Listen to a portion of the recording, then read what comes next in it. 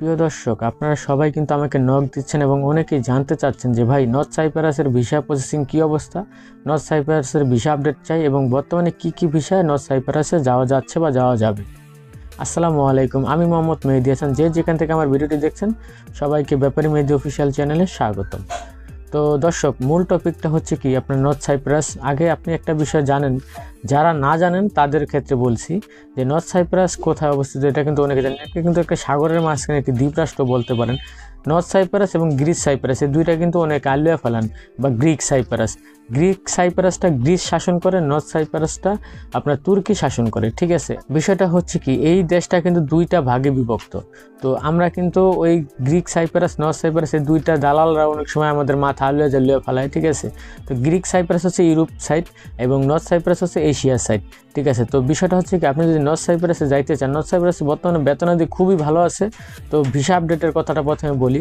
North সাইপ্রাসের কিন্তু up শেষ, যখন আপ চলে তখন কিন্তু আপনার ওই দেশের ভিসা হয় না। আর আপটা কি, এটা হচ্ছে আপনার ওই দেশে যখন অবৈধ থাকে, অবৈধ মানুষদেরকে বৈধ করার যে প্রক্রিয়া চলে, সাধারণ ক্ষমা চলে, আর ওটাকে আপ বলে।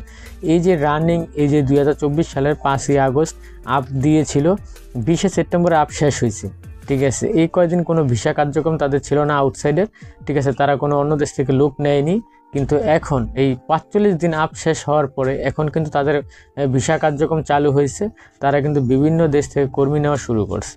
ঠিক আছে, আর আপনি সাইপ্রাসে যে যাবেন, সাইপ্রাসে কিন্তু আপনার দুটি ভিসাতে যাওয়া যায় নর্থ সাইপ্রাসে। একটি হচ্ছে এনটি ভিসা আর একটি হচ্ছে ওয়ার্ক পারমিট ভিসা। তবে এনটি ভিসার কথাটা প্রথমে বলি। এনটি ভিসাটা ট্যুরিস্ট ভিসার মতোই ভাবতে পারেন। এই দালালরা আপনার মনে করেন যে এক ধরনের কন্ট্যাক্ট মতো। ঠিক আছে, ট্যুরিস্ট ভিসা মানে এনটি ভিসা আপনার ঢুকাইব, সর্বোচ্চ এনটি ভিসার মেয়াদ থাকে 1 মাস। ঠিক আছে, এই এনটি ভিসা ঢুকানোর পরে তাদের আবার ওই দেশের কোনো কোম্পানির সাথে ডিল করে থাকে, আর কোনো মতো খালি তোর কাছে 1 মাস কাজে রাখ।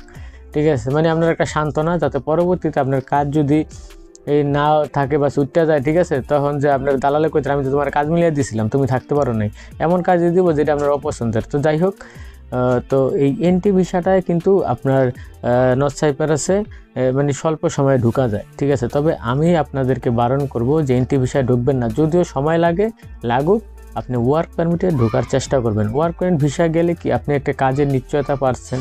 আর সবচেয়ে বড় কথা হচ্ছে কি ভাই, বিদেশের বাড়ি ওয়ার্ক পারমিটে যাওয়াই সবচেয়ে বড় নিরাপদ। ঠিক আছে, এটার ভিতরে একটা নিরাপত্তা আছে, বেতনের সিকিউরিটি আছে। ঠিক আছে, আর আরেকটা বিষয়, যতই দেরি হোক, আপনি যদি নর্থ সাইপ্রাসে যেতে চান তাহলে আপনি ওয়ার্ক পারমিট ভিসাতেই যাবেন।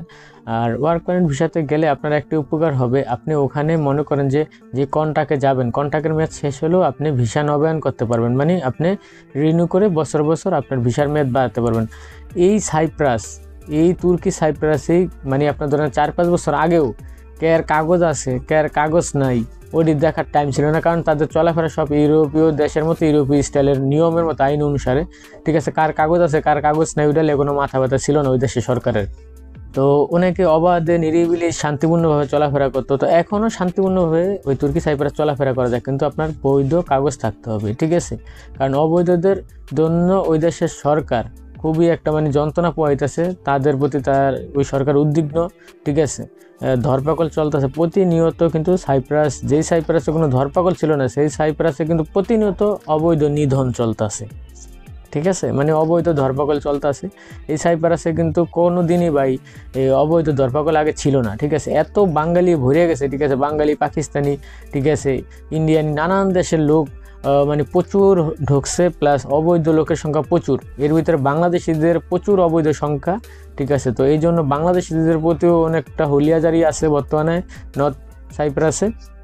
তো বিষয়টা হচ্ছে কি, এই জন্য আপনি যদি যান, আমি যেটা মনে করি, আপনি একজন ভালো মানের যে লোকটি আপনাকে সাইপ্রাসে নিতে পারবে, কারণ বন্ড দালাল তো চারদিক অভাব নেই। ঠিক আছে, একটি ভালো মানের লোক যাচাই বাছাই করে, ঠিক আছে, তার মাধ্যমে যাওয়ার চেষ্টা করবেন।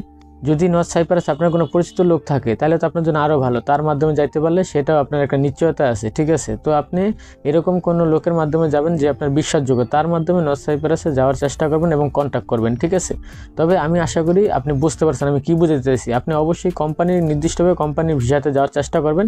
আপনি কখনই এনটি ভিসায় যাওয়ার চেষ্টা করবেন না, তারপরে আপনার ইচ্ছা, আপনার টাকা দিয়ে আপনি যাবেন ভাই। ঠিক আছে, এনটি ভিসাটা কি, আশা করি সেটাও বুঝতে পারছেন। ঠিক আছে, তবে আপনি বিশ্বাসযোগ্য এজেন্সি বা বিশ্বাসযোগ্য মানুষের রেফারেন্সে যাওয়ার চেষ্টা করবেন, তাতেই আপনার মঙ্গল হবে। কারণ ওই তুর্কি সাইপ্রাসের এয়ারপোর্ট থেকেও কিন্তু অনেককে ডিপোর্ট করা হয়, ঠিক আছে। মানে ঝামেলা আছে ভাই, বুঝতে হবে সব কিছু, কারণ এই তুর্কি সাইপ্রাস তো আর আপনি বাংলাদেশ থেকে ডিরেক্ট ফ্লাইটে যাবেন না, এখানে কয়েকটা দেশ ঘুরা তারপর ট্রানজিট করে তারপরে ঢুকতে হবে যাইতে হবে, অনেক সিস্টেম আদি আছে, ঠিক আছে। তো যাই হোক, আপনার জন্য শুভকামনা অবশ্যই রইল যদি আপনি তুর্কি সাইপ্রাস যান।